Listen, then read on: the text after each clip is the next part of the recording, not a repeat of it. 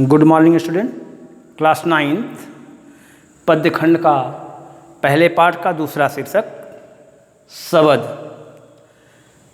जिसके कवि हैं कबीरदास जी। पहले इस शबद के पहले पद के बारे में हम जानेंगे।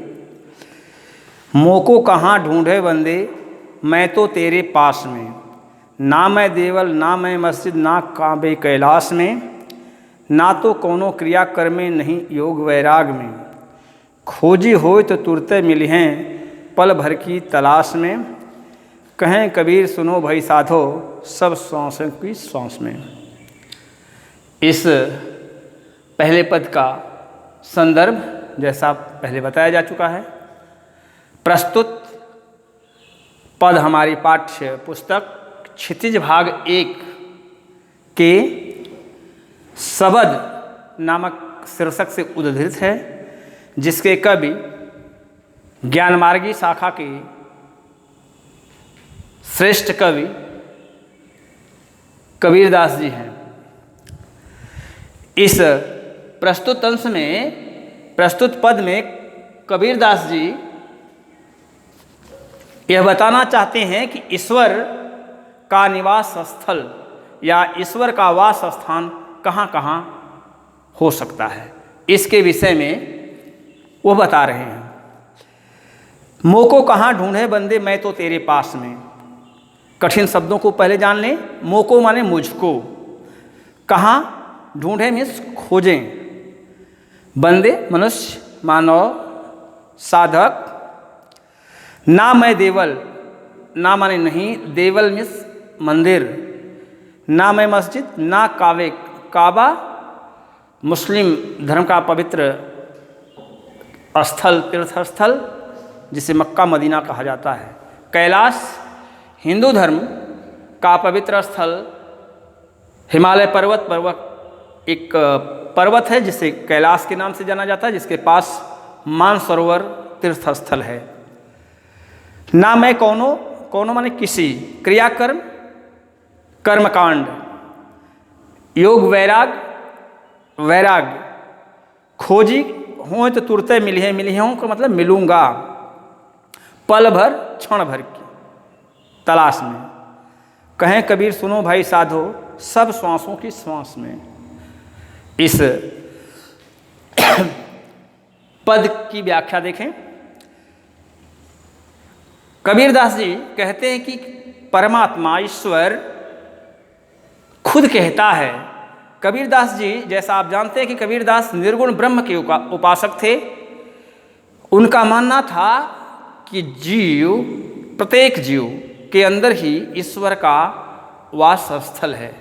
इस पर वह व्याख्या करते हुए इस समाज में हिंदू मुस्लिम सिख ईसाई सभी की मान्यताओं को वो झुठलाते हुए बता रहे हैं, कह रहे हैं मोको कहाँ ढूंढे बंदे मैं तो तेरे पास में। ईश्वर मनुष्य से कहता है, मनुष्य तुम मुझे कहाँ कहाँ खोजते हुए घूम फिर रहे हो।